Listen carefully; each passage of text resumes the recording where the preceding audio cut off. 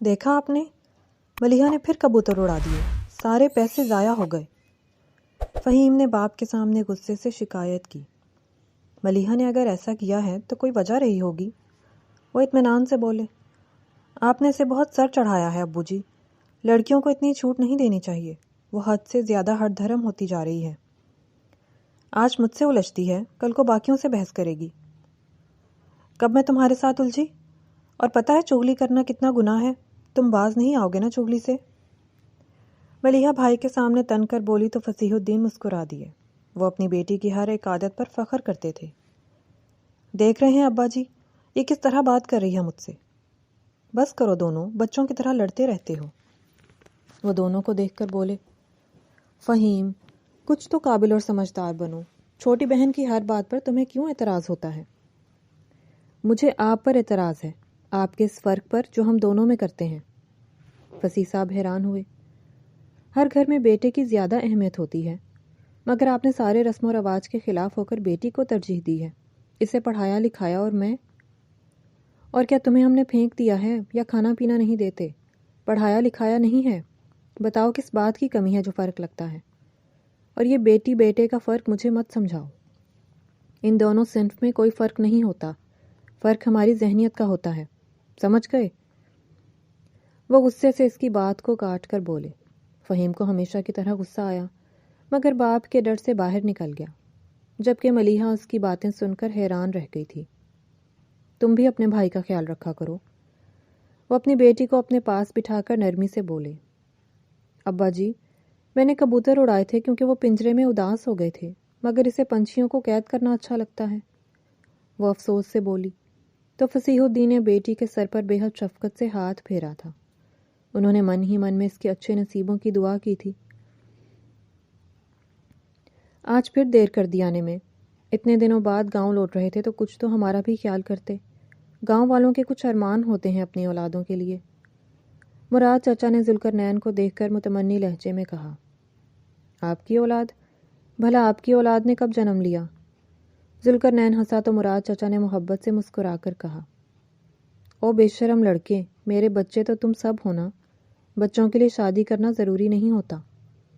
مراد چچا نے جتاتے ہوئے کہا تو اس نے ایک اور کہا لگایا، آپ تو بہت فارورڈ ہو چکے ہیں، بچے شادی کے بنا ہی۔ او بکواس نہ کر بڑایا فارورڈ کا بچہ، وہ مصنوعی غصے سے بولے۔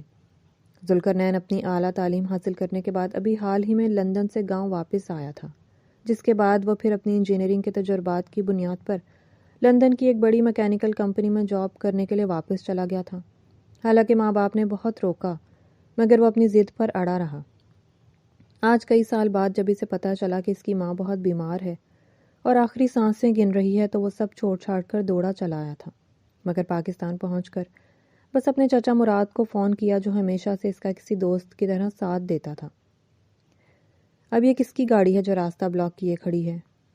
مراد چچا کچے راستے پر چلتے اچانک گاڑی کی رفتار کم کرتے بولے۔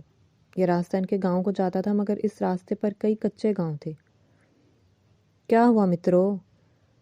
مراد چچا نے گاڑی سے نکل کر راہگیر کو بڑے میٹھے لہجے میں مخاطب کیا جو اپنی گاڑی کی ڈگی کھولے کھڑا تھا۔ ذوالقرنین نے بھی گاڑی سے نکل کر اس طرف رخ کیا، مگر گاڑی کی کھڑکی پر ٹکے اس دلکش چہرے پر نظر ٹک گئی جس کی دودھیا رنگت پر دو نشیلے نین کسی کو بھی دیوانہ بنا سکتے تھے۔ اس حسین چہرے پر سجی و معصومانہ مسکراہٹ کسی بھی انسان کو فریفتہ کر دینے کا ہنر رکھتی تھی۔ ذوالقرنین کا دل اس کی اڑتی ہوئی لٹوں کو نازک سے عارض و لب کو چومتے دیکھ کر مچل سا گیا۔ وہ بے اختیار ہو کر اس کی طرف بڑھا۔ ہمارے پڑوسی گاؤں کے رہنے والے ہیں، ان کی گاڑی خراب ہوئی ہے۔ مراد نے ذوالقرنین کو اپنی طرف آتا دیکھ کر مخاطب کیا تو وہ جیسے کسی خیال سے جاگا تھا۔ کیا خرابی ہے گاڑی میں؟ وہ مڑ مڑ کر کھڑکی پر ٹکے اس دلربا سی حسین لڑکی کو دیکھ کر بولا۔ مراد اس کی نظروں کا تعاقب کرتے ہوئے کچھ حیران ہوا۔ پہلی بار اس نے ذوالقرنین کو کسی لڑکی سے متاثر دیکھا تھا، مگر اس وقت کہنا مناسب نہیں سمجھا۔ بس گاڑی کے ڈرائیور فہیم کو اپنی طرف متوجہ دیکھ کر ذوالقرنین کا رخ اپنی طرف کروایا تھا۔ شاید انجن کی خرابی ہے، لیکن آپ فکر نہ کریں، ہم چلے جائیں گے، فہیم نے مروتاً کہا۔ ایسے کیسے چلے جائیں؟ ساتھ میں فیملی ہے اور شام ڈھلنے والی ہے۔ تم جانتے ہو یہاں شام ہوتے ہی لٹیرے پیر پھیلائے یہیں ڈیرا ڈال دیتے ہیں۔ مراد نے فکر مندی سے کہا، آپ ایسا کریں، ہماری گاڑی میں آ جائیں تاکہ ہم آپ کو گھر تک چھوڑ دیں۔ گاڑی کے لیے مکینک کو بلا لیتے ہیں۔ مراد چچا نے تجویز پیش کی۔ نہیں، گاڑی کو چھوڑ جانا بہتر نہیں، اور میرے ساتھ میری بہن ہے جسے میں کسی صورت آپ کے ساتھ نہیں بھیج سکتا۔ فہیم نے ہنوز کہا، گاڑی میں ٹول ہے؟ ذوالقرنین نے ڈگی کی طرف آ کر پوچھا۔ تم گاڑی ٹھیک کرو گے؟ مراد حیران ہوا۔ میں ایک میکینیکل انجینئر ہوں، وہ جتاتے ہوئے بولا تو مراد کو یاد آیا، کیا میں گاڑی کو چیک کرنے کے لیے سٹارٹ کرنے کی کوشش کر سکتا ہوں تاکہ فالٹ کا پتہ چلے؟ وہ فہیم سے اجازت طلب کر رہا تھا۔ اس نے سر ہلا کر اجازت دی۔ وہ ڈرائیور سیٹ پر بیٹھ کر سامنے لگے مرر میں ملیحہ کو دیکھ کر ٹھٹک گیا۔ وہ کالی چادر اوڑھے سیاہ ریشمی لٹوں کو سنبھالنے کی کوشش میں لامبی پلکیں اٹھائے سے دیکھ کر ایک لمحے کے لیے ساکت رہ گئی۔ دونوں کی نظریں ملیں، جیسے نظروں ہی نظروں میں دونوں کے درمیان کچھ بات ہوئی۔ سانس ساکن ہو گئی ہے اس صاحب جمال شخص کو دیکھ کر۔ ملیحہ نے اپنی سانسوں کو قابو کرتے ہوئے سوچا، کیا یہ سحر مجھے اپنے طلسم میں جکڑ رہا ہے جو اس کے معطر وجود سے اٹھتی ہوئی شعاؤں کی مانند میرے حواسوں کو اپنے حصار میں لے چکا ہے؟ ذوالقرنین نے بھی جواباً اس لڑکی سے نظر ملتے ہی سوچا۔ گاڑی سٹارٹ کرتے ہی اسے سمجھ آ گئی تھی کہ کچھ وائرنگ کی خرابی ہے۔ اس نے وہیں بیٹھ کر اسے ٹھیک کیا اور باہر آ کر ڈگی میں وائرنگ کو چیک کیا۔ اب چیک کرو، ذوالقرنین نے اپنے کالے چشمے واپس آنکھوں پر لگا کر کہا تو فہیم نے یکدم گاڑی کو چلانے کی کوشش کی جو خوش قسمتی سے سٹارٹ ہو گئی تھی۔ باہر آ کر اس نے دونوں کا شکریہ ادا کیا اور گاڑی میں بیٹھ گیا، جبکہ ملیحہ اور ذوالقرنین اب بھی چور نظروں سے ایک دوسرے کو دیکھ رہے تھے۔ ملیحہ بار بار اپنے پلو سے چہرے کو چھپا رہی تھی۔ آج تجھے ہو کیا گیا ہے؟ اس لڑکی کو مستقل گھورے جا رہا تھا، جانتا ہے پھڈا ہو سکتا تھا۔ مراد نے اسے گاڑی پر نظریں گاڑے دیکھ کر کہا۔ وہ لڑکی کون ہے؟ اس نے جواباً سوال کیا تھا۔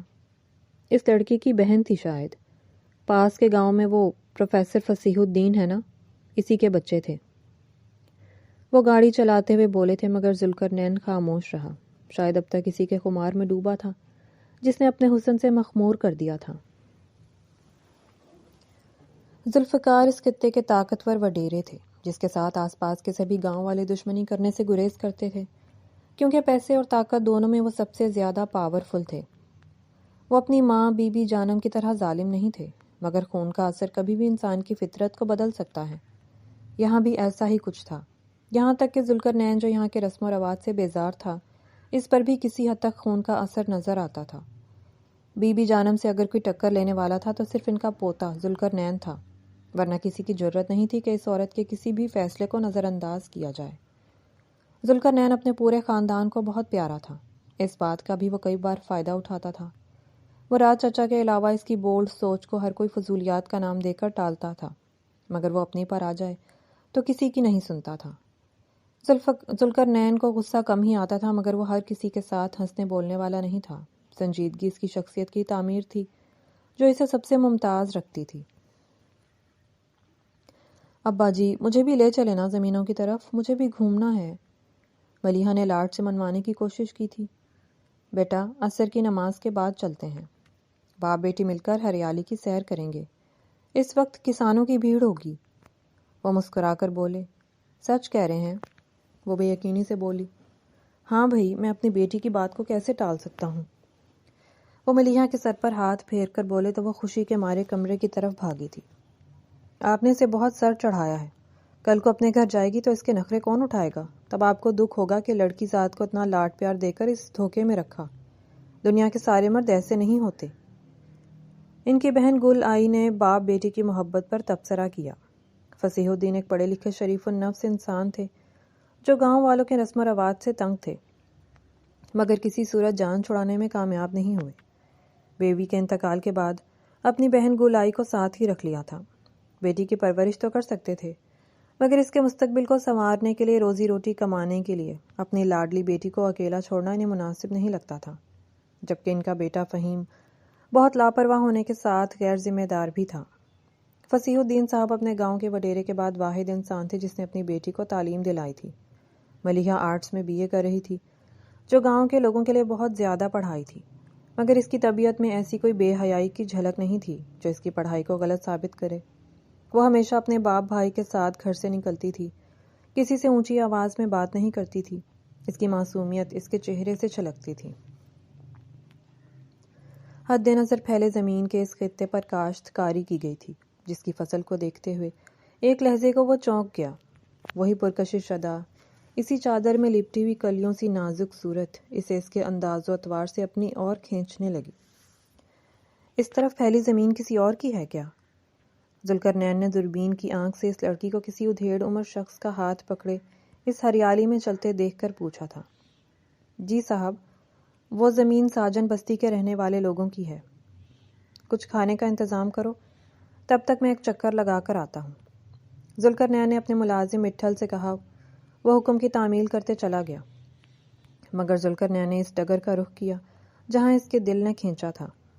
کافی دیر چلنے کے بعد وہ فصیح الدین کی زمینوں تک پہنچا تھا، مگر اپنی جیب سے رومال نکال کر اس نے چہرے پر نقاب کی صورت باندھ لیا تھا۔ اس کی سرمئی نگاہیں مزید نمایاں لگنے لگیں۔ سنیے، کیا میری مدد کر دیں گے؟ دراصل میں راستہ بھٹک گیا ہوں۔ وہ فصیح الدین کو دور سے اشارہ کرتے ہوئے پکار کر بولا تو پروفیسر متوجہ ہوئے۔ ملیحہ کی اس کی پرکشش آنکھوں پر نظر ٹھہر گئی اور اس کی آنکھوں سے اسے پہچاننے کی کوشش کر رہی تھی۔ یہ آنکھیں دیکھی دیکھی سی لگ رہی ہیں، وہ دل ہی دل میں بولی۔ بیٹا، کہاں سے آئے ہو؟ کون ہو؟ فصیح الدین اسے دیکھ کر بولے۔ میں 2 دن پہلے لندن سے آیا ہوں، میرا نام ذوالقرنین ہے۔ وہ مختصر بولا، گویا اپنی پہچان چھپانا چاہتا ہو۔ لیکن جانا کہاں چاہتے ہو؟ وہ تشویش سے بولے۔ اتنے میں ایک کسان بھاگتا ہوا آیا۔ پروفیسر صاحب، کھیتوں میں ایک سور گھس آیا ہے، ڈر ہے کہ کہیں کھیتوں کو نہ برباد کر دے۔ وہ ہانپتے ہوئے بمشکل بات مکمل کر پایا تھا۔ بیٹا، تم راہب کے ساتھ گھر جاؤ، یہاں بہت خطرہ ہے۔ پروفیسر فصیح بے اختیار اپنی بیٹی کی طرف مڑ کر بولے، جو کچھ دور فاصلے پر کھڑی تھی۔ اتنے میں مٹھل بھی بھاگتا ہوا آیا تو ذوالقرنین نے اسے دیکھتے ہی پوچھا، شاید ہم ان کی کچھ مدد کر سکتے ہیں، اگر یہاں کسی کے پاس کوئی کھیتی کا اوزار ہو تو؟ ذوالقرنین بھی اس کے پیچھے ہو لیا۔ وہ تیز تیز قدموں سے چلتے ہوئے اپنے کسان کو کچھ احتیاطی تدابیر بتا رہے تھے۔ تبھی ذوالقرنین اپنے ملازم کے ساتھ ان کے پیچھے چلتے ہوئے بولا تھا، کہنے کا مطلب ہے کہ کوئی بیلچہ یا کلہاڑی؟ ہاں، شاید کسانوں کے پاس ہوں، لیکن فصل کاٹنے میں کچھ دن تھے تو فی الحال آب پاشی ہوتی ہے، پر میں پتہ کرتا ہوں، ملازم نے عجلت میں کہا تھا۔ کچھ دیر میں مٹھل نے کسانوں کی قریب کی بستی میں لگی ایک جھونپڑی سے کلہاڑی لے کر ذوالقرنین کو دی۔ کھیتوں میں ہلچل مچ گئی تھی، وہ پلید جانور ادھر ادھر بھاگ رہا تھا۔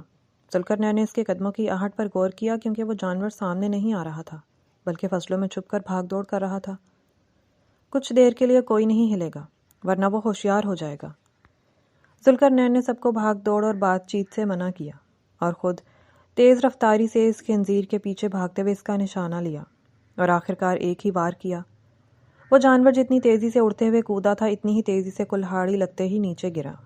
ذوالقرنین کے نشانے پر سب دنگ رہ گئے، مگر بدقسمتی سے وہ جس کے پیچھے وہاں تک آیا تھا وہ اس کی نظروں سے اوجھل ہو چکی تھی۔ فہیم آج پھر نور نواز کے گاؤں کے ایک نوجوان سے لڑ پڑا تھا۔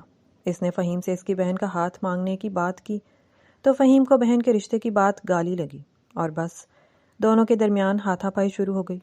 مگر کچھ ہی دیر میں مراد چچا وہاں پہنچے اور ان دونوں کو چھڑانے لگے۔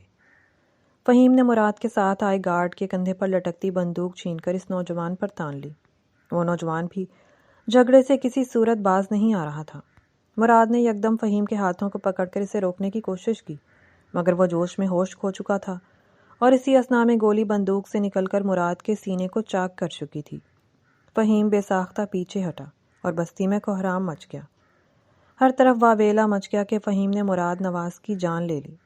فہیم کو گارڈز نے یکدم گھیر لیا اور وہ مجرم قرار پایا تھا۔ پروفیسر فصیح الدین کو بلایا گیا اور خون کے بدلے خون کی مانگ کر دی گئی۔ بی بی جانم کسی صورت پیچھے ہٹنے والی نہیں تھیں۔ کسی صورت معاف نہیں کروں گی، میرے جوان خون کا بدلہ کوئی جوان ہی ہونا چاہیے، وہ چیخ چیخ کر بولیں۔ حویلی میں چیخو پکار کی بازگشت تھی۔ ذوالقرنین کا خون کھول گیا۔ جب اپنے جوان چچا کی لاش کو خون سے لت پت دیکھا، وہ کسی صورت سمجھوتا کرنے پر راضی نہ ہوا۔ آخر کو خون کا اثر تو ہونا ہی تھا۔ وہ بھی اپنے خاندان کی طرح خون بہا میں جوان خون کا مطالبہ کرنے والا تھا۔ ابا جی، میں آپ دونوں کو نہیں جانے دے سکتی، ملیحہ اپنے باپ کے بازو کو پکڑ کر بولی۔ تو گھر میں گھس کر چھپ جائیں تاکہ وہ لوگ آ کر سزا میں سارے گھر کو تباہ کر جائیں۔ بیٹی، تیرے بھائی نے کسی کا خون کیا ہے، جان لی ہے، کوئی مذاق نہیں ہے۔ وہ بے بس ہوئے۔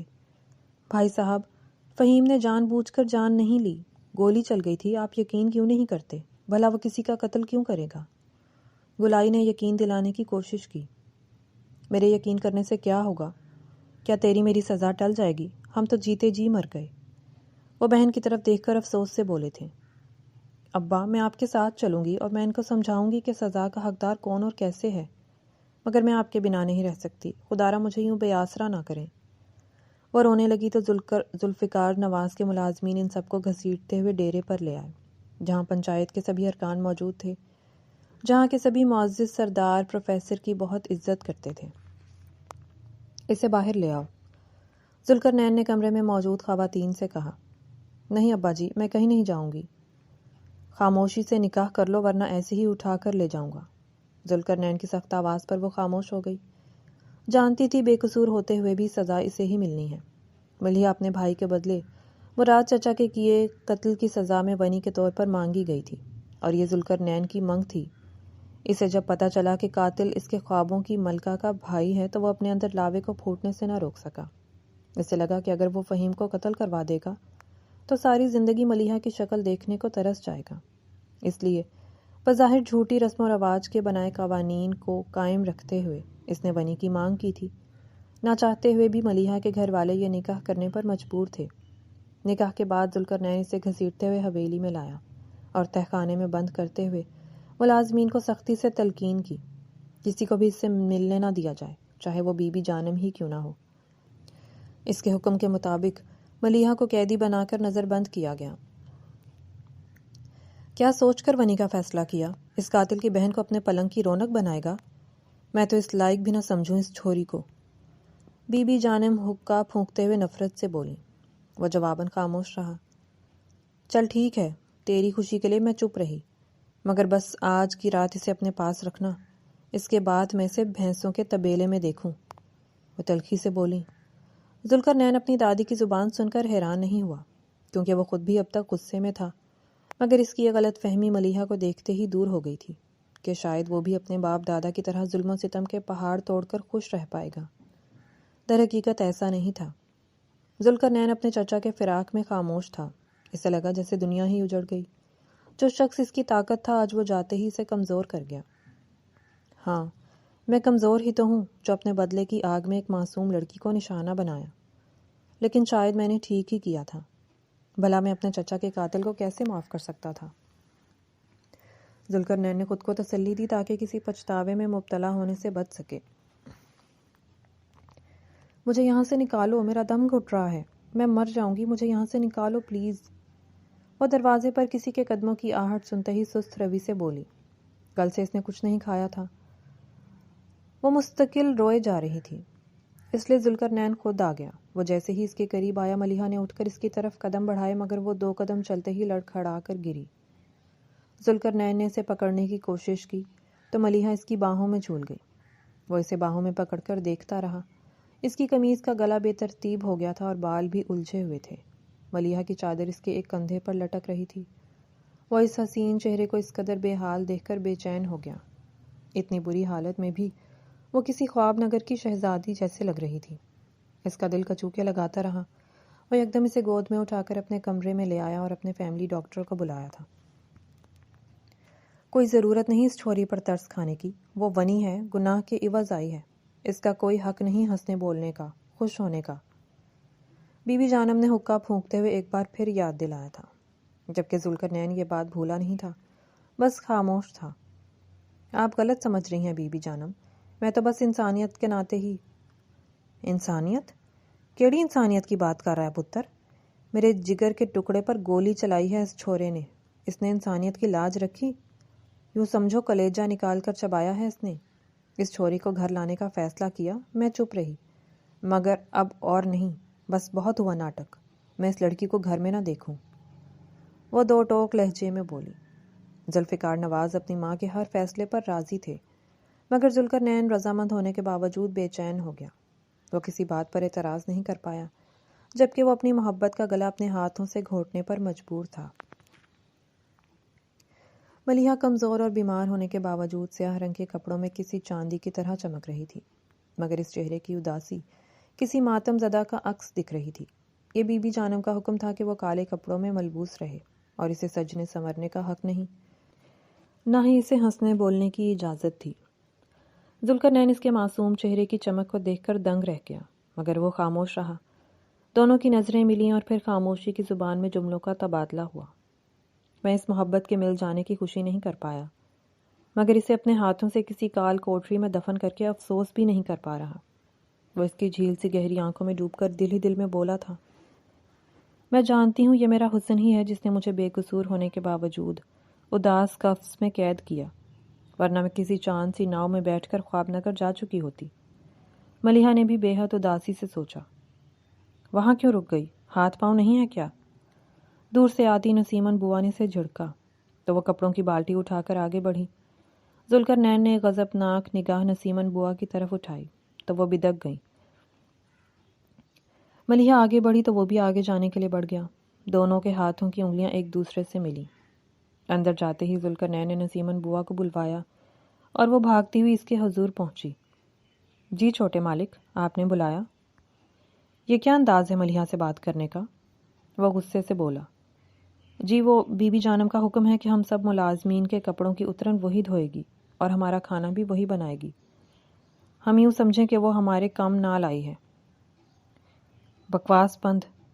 نسیمن بوا کے تبصرے پر وہ بھڑک اٹھا، مگر اپنی بات پوری کرنے سے پہلے خود پر قابو پا گیا۔ وہ یکدم سہم گئی۔ بکواس بند کرو۔ آئندہ اگر کسی نے بھی اس کے ساتھ اس طرح اس لہجے میں بات کی تو مجھ سے برا کوئی نہیں ہوگا۔ معاف کر دے مالک، میں… وہ یکدم خوفزدہ ہو کر خوشامد پر اتر آئی۔ بس کرو اور میری بات غور سے سنو۔ جی مالک۔ وہ متوجہ ہوئی۔ بی بی جانم کو بھنک لگے بغیر تم اس کا خیال رکھو گی۔ اس کے ساتھ کوئی بدسلوکی نہیں، پیار سے پیش آنا ہے۔ جی مالک۔ وہ فرمانبرداری سے بولی۔ میں ملیحہ بی بی کو بتا دوں گی کہ آپ ان سے… کوئی ضرورت نہیں اسے میرے بارے میں کچھ کہنے کی، میں اس میں کوئی دلچسپی نہیں رکھتا، بس میں انسانیت کا لحاظ کرتا ہوں۔ اسے میرے بارے میں کچھ بھی کہنے کی کوشش مت کرنا۔ عین ممکن ہے کہ اس کے دل میں کوئی امید پیدا ہو جائے اور میں ایسا بھی نہیں چاہتا۔ نسیمن بوا حیران ہو گئی، مگر بظاہر خاموشی سے اس کے حکم کی تعمیل کی۔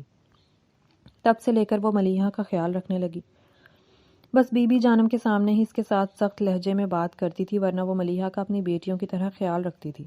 نسیمن بوا کو خوشی ہوئی کہ اس حویلی میں اس کے سوا کوئی تو ہے جو ملیحہ سے ہمدردی رکھتا ہے۔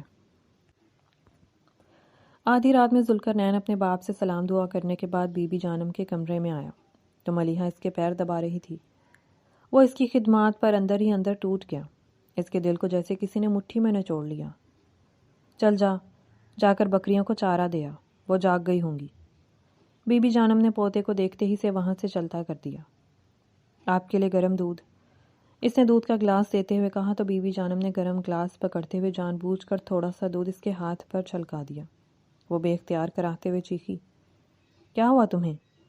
ذوالقرنین نے بے ساختہ اس کا ہاتھ پکڑ کر پوچھا۔ اور کچھ نہیں ہوا مکر باز کی اولاد کو، چل جا، دفع ہو جا۔ وہ غصے سے بولی۔ بی بی جانم، اس کا ہاتھ جل گیا ہے، ذوالقرنین نے جواباً تلخ لہجے میں کہا۔ وہ جلدی سے باہر نکل گئی۔ ذوالقرنین کے رویے پر بی بی جانم کا خون کھول گیا تھا۔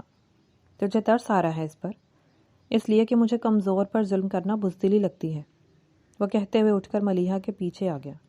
وہ نسیمن بوا کے کمرے میں آ گئی تھی، مگر ذوالقرنین اس کے پیچھے وہیں آ گیا تھا، ساتھ میں مرہم بھی لایا۔ اپنا ہاتھ دو۔ آپ یہاں کیوں آ گئے؟ لائیں یہ مرہم مجھے دے دیں، میں خود ہی لگا دوں گی۔ بکواس بند کرو، چپ چاپ اپنا ہاتھ آگے کرو۔ وہ اس کے قریب بیٹھ کر بولا۔ دونوں سرگوشیوں میں بات کر رہے تھے کیونکہ نسیمن بوا سو رہی تھیں۔ ذوالقرنین نے اس کے ہاتھ کو اپنے ہاتھ میں لے کر اسے قریب کیا۔ ملیحہ اس کے لمس سے گھبرا گئی۔ ذوالقرنین نے اس کے ہاتھ کو مرہم لگاتے ہوئے نظریں اٹھا کر اسے دیکھا۔ وہ نظر چرا گئی۔ وہ اس کے ہاتھ کو اپنے دونوں ہاتھوں میں لے کر اپنے ہونٹوں کے قریب کرتے ہوئے آہستہ سے پھونکنے لگا۔ ملیحہ کی سانس بے ترتیب ہوئی۔ وہ اپنے ہاتھ کو کھینچنے لگی مگر ذوالقرنین کے مستقل ہاتھ پکڑنے پر ملیحہ وہاں سے اٹھنے پر مجبور ہو گئی۔ ذوالقرنین اسے ہی دیکھ رہا تھا۔ دونوں کی نظریں ملیں اور کچھ دیر تک ایک دوسرے کو دیکھنے لگے۔ ملیحہ نے اٹھنے کی کوشش کی تو اس کا دوپٹہ سرک گیا۔ ذوالقرنین کی نظر اس کی نیک لائن پر گئی اور وہ ساکت رہ گیا۔ یہ کیا ہوا ہے تمہیں؟ اس کے لہجے میں تشویش تھی۔ ملیحہ کے گلے پر ایک نشان تھا جو کسی کے مارنے کا نشان تھا۔ کچھ نہیں، میں گر گئی تھی۔ گھبرا کر پیچھے ہوئی مگر ذوالقرنین اس کے قریب آ گیا۔ تم نہیں بتانا چاہتی؟ نہ بتاؤ، مگر میں خود ہی پتہ کر لوں گا کہ تمہیں کس نے مارا ہے۔ وہ دونوں ابھی تک سرگوشیوں میں گفتگو کر رہے تھے۔ میں نے کہا نا، بہت درد ہوتا ہے نا۔ ذوالقرنین نے اس کی بات کاٹ کر اس کے گلے پر اپنی انگلیوں کو نرمی سے پھیر کر کہا۔ تو ملیحہ کو پہلی بار زخم پر مرہم پٹی کا سا احساس ہوا مگر وہ خاموش رہی۔ تم بہت معصوم ہو، میں تمہیں بہادر سمجھتا تھا۔ ذوالقرنین نے اس کے گال پر ہاتھ پھیر کر کہا تو وہ اسے خود کو چھونے سے روک نہ پائی مگر دونوں ایک دوسرے کو تکتے رہے۔ ملیحہ نے آخر کار اس کے ہاتھ پر اپنا گال رکھ دیا، یوں جیسے اس کا ہاتھ برف کا ٹکڑا ہو جسے چہرے پر لگاتے ہی سکون محسوس ہو رہا ہو۔ ذوالقرنین نے اس کے بالوں کو سہلایا تو ملیحہ نے اپنے دوپٹے کو اپنے شانوں پر پھیلا دیا مگر ایک بار سے اس کی کالی چادر سے رک گئی تو ذوالقرنین نے وہ چادر سے خود اڑا دی۔ آپ جائیں، جا کر سو جائیں، ملیحہ نے آہستہ سے کہا تو ذوالقرنین نے اس کے ہاتھ کو پکڑ کر اٹھایا۔ چلو، تم یہاں نہیں رہو گی۔ نہیں، میں یہیں ٹھیک ہوں، آپ کے ساتھ نہیں آؤں گی، وہ اپنے ہاتھ کو چھڑا کر بولی تھی۔ ذوالقرنین خاموش ہو گیا اور مزید اسے اصرار نہیں کیا۔ ذوالقرنین جب بھی ملیحہ کو دیکھتا وہ ملازموں کے ساتھ کام کاج میں مشغول ہوتی مگر اس کے کالے کپڑوں کو دیکھ کر آخر کار اسے خیال آیا تو نسیمن بوا کو بلایا۔ یہ کپڑے لو اور آئندہ ملیحہ کو سیاہ لباس میں نہ دیکھو۔ وہ کچھ نئے ملبوسات دے کر بولا تھا، مگر مالک، بی بی جانم کو پتہ چلا تو وہ میرے ساتھ اس کی بھی جان لے لیں گی۔ نسیمن بوا، اس کی حفاظت کرنا میرا کام ہے، آج کے بعد کوئی اس پر ظلم و تشدد نہیں کرے گا، مگر اس بات کی خبر دینا تمہاری ذمہ داری ہے۔ پچھلی بار بھی بی بی جانم نے اسے مارا تھا مگر تم نے نہیں بتایا تھا۔ معاف کر دیں صاحب، میں نے بی بی جانم کو روکنے کی کوشش کی تھی مگر وہ مجھ پر بھی بھڑک گئیں۔ آئندہ کچھ بھی ہو مجھے خبر کریں تاکہ میں فوراً اقدام کروں، وہ سختی سے بولا۔ آپ یہ کپڑے انہیں خود کیوں نہیں دیتے؟ اس کا دل دکھے گا اور میں اس کے ساتھ کوئی رشتہ نہیں بنانا چاہتا۔ ذوالقرنین کو لگا وہ خود سے جھوٹ بول رہا ہے۔ وہ اپنے دل میں چھپی محبت سے منہ موڑ کر خود کو اس بات پر آمادہ کر چکا تھا کہ شاید وہ ملیحہ پر ترس کھاتا ہے اور اس سے زیادہ اس کے دل میں ملیحہ کے لیے کوئی جذبہ نہیں تھا۔ حالانکہ ایسا نہیں تھا، وہ اس محبت کے حصار میں دھیرے دھیرے برف کی طرح پگھل رہا تھا۔ وہ ملیحہ سے بہت محبت کرتا تھا اور وہ دن رات اسے سوچنے کے باوجود خود کو دھوکے میں رکھے ہوئے تھا کہ بس وہ اس کا محض انسانیت کے ناطے خیال رکھتا ہے۔ بی بی جانم اسے روک کر مزید ضد میں نہیں ڈالنا چاہتی تھی مگر وہ جانتی ہی نہیں تھی کہ وہ بہت پہلے سے ملیحہ کو پسند کرتا تھا۔ آج نسیمن بوا اپنی بیٹی کی ڈیلیوری کی وجہ سے اس کے ساتھ ہاسپٹل میں ہی رکی تھیں تو ملیحہ اکیلی تھی۔ رات کے 2 بج رہے تھے جب اس کے دروازے پر دستک ہوئی۔ وہ گھبرا گئی۔ کون ہے؟ ملیحہ نے ہمت کرتے ہوئے پوچھا مگر کوئی آواز نہیں آئی، لیکن پھر دستک ہونے لگی اور اس بار کوئی مستقل دروازے کو بجا رہا تھا۔ اس نے حوصلہ کیا اور دروازہ کھولا تھا۔ سامنے ذوالفقار نواز کا کمدار شیرو کھڑا تھا۔ کیا ہوا؟ آپ اس وقت یہاں کیوں آئے ہیں؟ کیا؟ وہ اپنے لہجے کی لرزش کو چھپا کر پوچھ ہی رہی تھی کہ وہ یکدم اندر آیا اور اس کی بات مکمل ہونے سے پہلے دروازہ اندر سے بند کر دیا۔ بہت حسین ہے تو، مگر افسوس کہ تجھے تیرا شوہر اپنے لائق نہیں سمجھتا۔ کوئی بات نہیں، میں ہوں نا تیری آگ بجھانے کے لیے۔ ملیحہ نے اس کی بات پوری ہونے سے پہلے ہی ایک زوردار تھپڑ اس کے گال پر رسید کیا۔ وہ غصے میں آ کر اس کی طرف بڑھا مگر ملیحہ بے اختیار چیخنے لگی۔ اتنے میں کوئی آ کر دروازے کو زور زور سے پیٹنے لگا۔ ملیحہ، دروازہ کھولو۔ شیرو آواز سن کر کانپ گیا۔ ملیحہ نے بھاگ کر دروازہ کھولا تو سامنے ذوالقرنین کھڑا تھا۔ کیا ہوا؟ تم کیوں چلا رہی تھی؟ اس کے پوچھتے ہی ملیحہ بے ساختہ ذوالقرنین کے سینے سے لگ گئی۔ وہ حیران ہوا۔ شیرو نے بھاگنے کی کوشش کی مگر ذوالقرنین نے اسے بھاگنے نہ دیا۔ ملیحہ کو بے حد نرمی سے خود سے دور کیا اور شیرو کو پیٹنے لگا۔ وہ چلاتا رہا، رحم کی بھیک مانگنے لگا مگر ذوالقرنین کو اس پر ترس نہیں آیا۔ وہ مر جائے گا، اسے چھوڑ دیں۔ ملیحہ نے اس کے ہاتھ کو پکڑ کر کہا تو وہ رک گیا۔ بی بی جانم بھی اتنی چیخو پکار پر باہر نکل آئیں اور سب جمع ہو گئے۔ بس رہنے دے، اس کلموہی کے لیے کیوں اپنے ہاتھ خون سے رنگنا چاہتا ہے؟ بس کریں، بہت ہوا۔ آئندہ کسی نے ملیحہ پر ہاتھ اٹھانے کی کوشش کی یا اسے برا بھلا کہا تو مجھ سے برا کوئی نہیں ہوگا۔ وہ طیش میں بولا۔ بی بی جانم ذوالقرنین کو اس طرح اپنے مقابل دیکھ کر حیران ہوئی۔ آج تک اس کے پوتے نے کبھی اونچی آواز میں ان سے بات نہیں کی تھی، لیکن یہ وقت آ گیا تھا کہ وہ بی بی جانم کو دھمکی دے رہا تھا کہ کس لہجے میں بات کر رہے ہو تم، اس کل کی لونڈی؟ بس بہت ہو گیا، ایک بار پہلے بھی کہہ چکا ہوں اور اب بھی میں اپنی بات دہرا رہا ہوں کہ آج کے بعد کوئی سے کچھ نہیں کہے گا، ورنہ… ذوالفقار نواز نے غصے سے کہا، مگر ذوالقرنین انہیں آگے کچھ بولنے نہیں دیا اور ملیحہ کو ہاتھ سے پکڑ کر سب کے سامنے اپنے کمرے میں لے گیا۔ ملیحہ خود بھی دنگ رہ گئی تھی۔ تم سو کیوں نہیں رہی؟ وہ فریش ہو کر واش روم سے باہر آیا تو ملیحہ ابھی تک ویسے ہی بیٹھی تھی، مگر اس کے پوچھتے ہی اٹھ کر جانے لگی۔ کہاں جا رہی ہو؟ میں اپنے کمرے میں سونے۔ تم آج سے اسی کمرے میں رہو گی، وہ دو ٹوک انداز میں بولا تو ملیحہ وہیں صوفے پر سونے لگی۔ وہاں نہیں، یہاں۔ ذوالقرنین اپنے بیڈ پر اشارہ کر کے بولا تو وہ بت بن کر اسے بے یقینی سے دیکھنے لگی۔ چلو شاباش، یہاں آؤ، وہ پیار سے پچکار کے بولا۔ ملیحہ بہت گھبرا گئی، مگر ذوالقرنین کے ڈر سے آہستہ آہستہ استکائی اور بیٹھنے ہی والی تھی کہ ذوالقرنین نے اسے ہاتھ سے پکڑ کر اپنے سامنے بٹھایا۔ وہ گھبرا گئی، مگر ذوالقرنین نے اس کے ہاتھوں کو اپنے ہاتھوں میں لیا۔ وہ سہم کر پیچھے ہوئی مگر ذوالقرنین نے اسے اپنے سینے سے لگا کر باہوں میں بھینچ لیا۔ ملیحہ کے حد سے زیادہ تیز دھڑکنے والے دل کی دھڑکن کو وہ بخوبی محسوس کر سکتا تھا، جو بے ترتیب سے ہی چل رہی تھی۔ ملیحہ نے بھی خود کو اس کے حوالے کیا جیسے وہ جان گئی تھی کہ زندگی کا آخری سہارا یہی تھا، جسے دور کر کے خود کو تنہا نہیں کرنا تھا۔ یہ جو کچھ تم کر رہے ہو وہ اچھا نہیں، وہ لڑکی ونی ہے اور ونی کو کوئی حق نہیں جینے کا۔ ذوالفقار نواز نے بیٹے کو بلا کر لمبی چوڑی بحث کی، مگر ذوالقرنین اپنے نام کا ایک تھا، کسی صورت ان کے اصولوں سے متفق نہ ہوا۔ آپ کے خیال میں اگر وہ ونی ہے تو وہ جینا چھوڑ دے تو اسے مار کیوں نہیں دیتے؟ کیونکہ یوں تو آپ خود کو خدا سمجھتے ہیں، کسی کے جینے مرنے کا فیصلہ کرتے ہیں تو اسے پھانسی پر لٹکا دیں۔ آپ اور بی بی جانم بدلے کی آگ میں اندھے ہو چکے ہیں، لندن میں رہ کے وہیں کے لوگوں جیسی باتیں کرنے لگے ہو، رشتوں کی عزت احترام بھول گئے ہو، اپنوں کے غم کی کوئی قیمت نہیں ہے تمہاری نظر میں۔ بی بی جانم نے بھی آ کر غصے سے کہا، رشتوں کی محبت اور ان کا دکھ، وہ طنزیہ ہنسا، یہ محبت اور دکھ نہیں، انسانیت سے گرنا ہے۔ تم کچھ بھی بک رہے ہو، بی بی جانم کی برداشت جواب دے رہی تھی۔ کیا میں نے اسے سزا نہیں دی؟ آپ کو کیا لگتا ہے جان سے مار دینا ہی موت ہوتی ہے؟ ایسا نہیں، کیونکہ ملیحہ تو اسی دن مر گئی تھی جب ہم نے اس کی آنکھوں سے اس کے خواب نوچ کر کرچی کرچی کر ڈالے تھے۔ کیا یہ جینا ہوتا ہے جیسے وہ رہ رہی ہے؟ کیا ہم نے اسے زندہ درگور نہیں کر دیا؟ ذوالقرنین کا دل تڑپ کر ملیحہ پر ہونے والے ظلم و زیادتیوں کو گننے پر مجبور ہو گیا تھا۔ وہ اس سے محبت کرتا تھا، مگر یہ بات اس نے خود سے بھی چھپا کر رکھی تھی۔ اب وہ بے بس ہو کر بول پڑا تھا، یاد رکھیں، آپ دونوں ملیحہ پر ظلم و ستم کرنے سے آپ دونوں کا بیٹا بھائی واپس نہیں آ جائے گا۔ ہاں، مگر مجھے یقین ہے وہ مجھ سے بہت محبت کرتا تھا، میری ہر بات سے اتفاق کرتا تھا، تو میں اس کی روح کو خوش کرنے کے لیے خود بھی خوش رہوں گا، اور میری خوشی اسی میں ہے کہ میں انصاف کروں۔ محبت کا جنازہ پڑھنے سے بہتر ہے کہ مرتے دم تک اس کا محافظ بنوں۔ ذوالقرنین کی باتوں سے بی بی جانم بے ساختہ پیچھے کرسی پر ڈھہ گئیں۔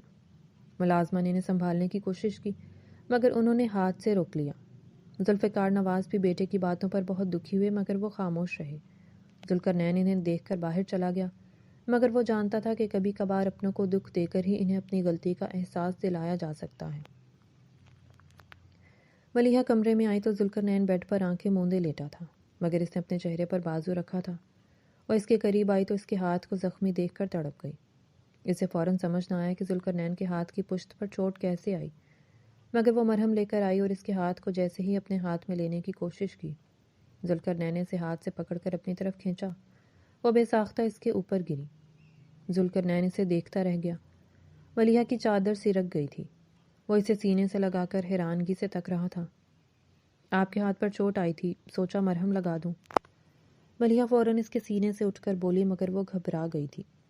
ذوالقرنین اس کے لہجے میں چھپی شرم کو بخوبی محسوس کر سکتا تھا۔ اچھا ایسا ہے تو یہ لو ہاتھ اور مرہم لگا دو۔ وہ اٹھ کر بیٹھا اور اپنا ہاتھ ملیحہ کے ہاتھ میں رکھ کر بولا تھا۔ ملیحہ نے ہچکچاتے ہوئے اس کے ہاتھ پر مرہم لگانے کے لیے ٹیوب کھولا، مگر ذوالقرنین نے اس کے ہاتھ کو پکڑ کر پھر سے اسے اپنی طرف کھینچا تھا۔ وہ ایک بار پھر اس کے سینے سے لگی۔ ذوالقرنین اس کے چہرے کو دیکھتا رہ گیا۔ شاید وہ اسے اتنے قریب سے پہلی بار دیکھ رہا تھا، اس لیے بار بار اس کے قریب آنے کی کوشش کر رہا تھا۔ ملیحہ کا دوپٹہ سے رکھ کر بیڈ پر گرا اور ذوالقرنین نے اس کے جوڑے میں بند بالوں کو ہاتھ لگا کر کھول دیا۔ ملیحہ کے ریشمی بال یکدم کھل کر اس کے کندھے پر بکھر گئے۔ اس کے چہرے کی لالی بتا رہی تھی کہ وہ شرم و حیا سے پانی پانی ہو گئی تھی۔ سچ کہوں تو میں تم سے بہت محبت کرتا ہوں۔ ذوالقرنین نے اس کے کان پر لب رکھ کر سرگوشی کی۔ وہ بے ساختہ دور ہونے کی کوشش میں پیچھے ہوئی، مگر ذوالقرنین نے اسے اپنی باہوں کے گھیرے میں لے لیا اور خود اس پر جھک گیا۔ مجھے جانے دیں، کام کرنا ہے۔ سنو، میں سچ کہہ رہا ہوں، جب سے میں نے تمہیں دیکھا ہے میں پاگل ہو گیا ہوں۔ وہ اس کی بات کاٹ کر بولا تو ملیحہ نے اپنی لمبی پلکیاں اٹھائی تھیں جو ذوالقرنین کے چہرے پر محسوس ہوئیں۔ وہ اس کی بڑی بڑی آنکھوں کے خمار میں ڈوبنے لگا تھا۔ مجھے لگا تھا کہ میں شاید تمہیں بھول جاؤں اور چچا مراد کا دکھ اس محبت پر حاوی ہو جائے، لیکن میں غلط تھا۔ میں محبت کے آگے ہار چکا ہوں۔ میں تمہارے حسن کے سامنے گھٹنے ٹیکنے پر مجبور ہوں۔ وہ مخمور لہجے میں بولا تو ملیحہ بھی اس کی نشیلی آنکھوں کی کشش سے حیران ہوئی۔ اسے یاد آیا کہ یہ وہی آنکھیں ہیں جو اسے کسی نقاب کے پیچھے دکھی تھیں، یا وہ جس نے کسی روز مدد کرتے ہوئے نظروں ہی نظروں میں اگلی ملاقات کا اشارہ دیا تھا۔ میں وعدہ کرتا ہوں، میں آج کے بعد تمہاری ہمیشہ حفاظت کروں گا، تم سے اور تمہاری خوشیوں سے غافل نہیں رہوں گا۔ ذوالقرنین نے اسے خاموش پا کر اس کی آنکھوں میں جھلکتی امید کو دیکھ کر وعدہ کیا۔ آپ کو چوٹ لگی ہے۔ ملیحہ نے اپنے لہجے کو قابو کرتے ہوئے بات بدلی تھی۔ اس کی پھولتی سانسوں نے ذوالقرنین کو بہکا دیا اور یکدم ملیحہ کو اپنے سینے سے لگا کر زور سے بھینچ لیا۔ وہ اس کی سانسوں کی ڈور سے بندھنے لگا تھا اور پھر مدہوش ہو کر اسی میں کھونے لگا تھا۔ ملیحہ نے معصومیت سے خود کو اس کے حوالے کر دیا۔ شاید وہ بھی اکیلے پن سے تھکنے لگی تھی۔ وہ بھی اس کی باہوں کا سہارا چاہتی تھی تاکہ اس کی زندگی آسان ہو جائے۔ ملیحہ کا باپ بہت بیمار تھا اور یہ بات مٹھل نے آ کر ذوالقرنین کو بتائی تھی کہ وہ اپنی بیٹی کے دکھ میں بستر مرگ پر پڑا ہے اور اس کی آخری خواہش یہی ہے کہ مرنے سے پہلے بیٹی سے مل کر معافی مانگ لے۔ بیٹا کمانے کے لیے شہر چلا گیا ہے۔ یہاں کوئی بھی فہیم کو کام دینے کے لیے تیار نہ تھا، اس لیے باپ کا علاج کروانے کے لیے مجبور و بے بس تھا۔ ذوالقرنین کو سن کر بہت افسوس ہوا۔ ان کی زندگیوں کو جہنم بنانے والے میں اور میرے گھر والے ہیں تو وہ باپ بیٹی کیوں کر دکھ جھیل رہے ہیں؟ وہ دل ہی دل میں اپنی غلطی پر پچھتا رہا تھا۔ باپ بیٹی کو جدا کر کے کیا ملا؟ مراد چچا واپس تو نہیں آئے، بلکہ پچھتاووں کی ایک لمبی فہرست نے اس کی زندگی کو بے سکون کر دیا ہے۔ وہ زیر لب بولا، کیا میں خود خوش ہوں؟ کیا گھر کے کسی کونے میں سکون کی کوئی جھلک ہے؟ نہیں، کیسے ہوگی؟ غریبوں کے دل جو دکھائے ہیں، یتیموں پر ظلم جو ڈھائے ہیں۔ وہ واکنگ چیئر پر جھولتے ہوئے خود سے سوال و جواب کر رہا تھا۔ ذوالقرنین ہر روز اپنے ضمیر کے آگے لاجواب ہو جاتا تھا، مگر آج وہ اپنے ضمیر کی عدالت میں اپنے گناہوں کا اظہار کرتے ہوئے بہت شرمسار تھا۔ دراصل وہ مراد کے دکھ میں بہک گیا تھا، ورنہ وہ ظلم کرنے والوں میں سے نہیں تھا۔ وہ ایک نرم دل اور اچھا انسان تھا، مگر اس کی شخصیت کسی دھند میں کھو کر الجھ گئی تھی جو اب جا کر سلجھ رہی تھی۔ آخر آپ مجھے لے کر کہاں جا رہے ہیں؟ وہ آئینے کے سامنے تیار ہو کر کھڑی تھی۔ ذوالقرنین کے لائے گلابی رنگ کے جوڑے میں وہ کھل سی اٹھی تھی۔ وہ پیچھے آ کر اسے سامنے آئینے میں دیکھنے لگا۔ ملیحہ اس کی نظروں کو خود پر مرکوز پا کر شرما گئی۔ وہ اپنے بالوں کو ایک جوڑے میں بند کرنے لگی، مگر وہ نروس ہو گئی تھی۔ ذوالقرنین نے اس کے گلے میں ایک چین پہنایا جس میں ڈائمنڈ کا لاکٹ تھا۔ وہ اس کے لمس سے سہم گئی اور ساکت کھڑی سے دیکھنے لگی۔ ذوالقرنین نے چین پہنا کر اپنے لب اس کے نیک پر رکھ دیے تو ملیحہ نے بے اختیار آنکھیں بند کر دیں۔ ذوالقرنین نے اس کے جوڑے پر ہاتھ پھیر کر اسے کھول دیا تو بے ساختہ اس نے آنکھیں کھولیں۔ تم کھلے بالوں کے ساتھ بہت حسین لگتی ہو، ایسے ہی رہنے دو۔ ذوالقرنین نے اسے پیچھے اپنی طرف کھینچ کر تھوڑی اس کے کندھے پر رکھی۔ وہ اسے آئینے میں دیکھ رہی تھی مگر نظریں جھکا لیں۔ کچھ دیر بعد وہ اسے باہر لے آیا تو سب حیران رہ گئے۔ تو اب یہ نواز خاندان کی بہو بن گئی ہے؟ بی بی جانم نے اسے دیکھ کر طنزیہ کہا، مگر ذوالفقار نواز نے انہیں چپ رہنے کا اشارہ کیا تو وہ بیٹے کے رویے پر دنگ رہ گئی۔ ذوالقرنین نے جواباً کچھ نہیں کہا، مگر اسے کوئی پرواہ نہیں تھی، اس لیے سب کو نظر انداز کر کے ملیحہ کو باہر لے گیا۔ ذوالقرنین نے جب اپنی گاڑی پروفیسر کے گھر کے آگے روکی تو وہ اپنے باپ کے گھر کو دیکھ کر حیرانگی سے اسے تکنے لگی۔ آپ مجھے یہاں کیوں لائے ہیں؟ کل پروفیسر صاحب سے وعدہ کیا تھا کہ میں ان کی بیٹی کو ان سے ملوانے ضرور لے آؤں گا۔ وہ اس کی بات پر حیران ہوئی۔ ملیحہ، تمہارے گھر والے تم سے شرمندہ ہیں اور پروفیسر صاحب تمہاری جدائی میں بہت علیل ہو چکے ہیں، حالانکہ ان کا قصور محض اتنا ہے کہ ظلم کے سامنے چپ رہے۔ ملیحہ نم آنکھوں سے اسے دیکھنے لگی۔ یہ کیسا انسان ہے؟ سزا کے طور پر مجھے خوشیاں دے رہا ہے۔ ہاں، اسے پتا ہے کہ کون قصوروار ہے اور کون بے گناہ۔ وہ اسے تکتے ہوئے دل ہی دل میں بولی۔ ذوالقرنین نے اس کی آنکھ کے کونے سے گرنے والا موتی اپنی انگلیوں کے پوروں میں جذب کر لیا اور اسے ہاتھ سے پکڑ کر اندر لے آیا تھا۔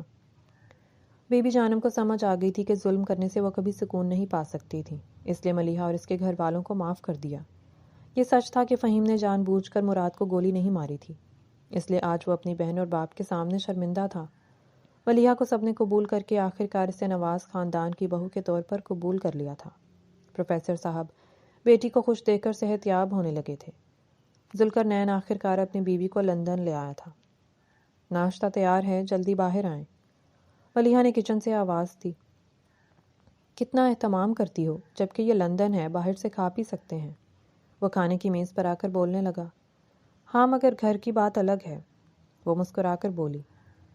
نہیں، مجھے لگتا ہے کہ یہ تمہاری سازش ہے، تم مجھے اپنی ہر بات کی عادت ڈالنا چاہتی ہو تاکہ میں تم سے دور نہ رہ سکوں۔ وہ ہنستے ہوئے بولا۔ تو آپ مجھ سے دور رہنا چاہتے ہیں؟ وہ مصنوعی ناراضگی سے بولی۔ کچھ دن، ہاں، مطلب 1 منٹ بھی نہیں۔ ملیحہ اس کے جملے پر حیران ہوئی، مگر بات پوری سن کر ہنسنے لگی۔ ذوالقرنین نے کھانا پورا کر کے اس کی پیشانی کو چوم کر خدا حافظ کہا۔ وہ اسے نم آنکھوں سے جاتا دیکھنے لگی۔ اسے اندازہ نہیں تھا کہ زندگی کبھی اس پر یوں اس قدر مہربان ہوگی۔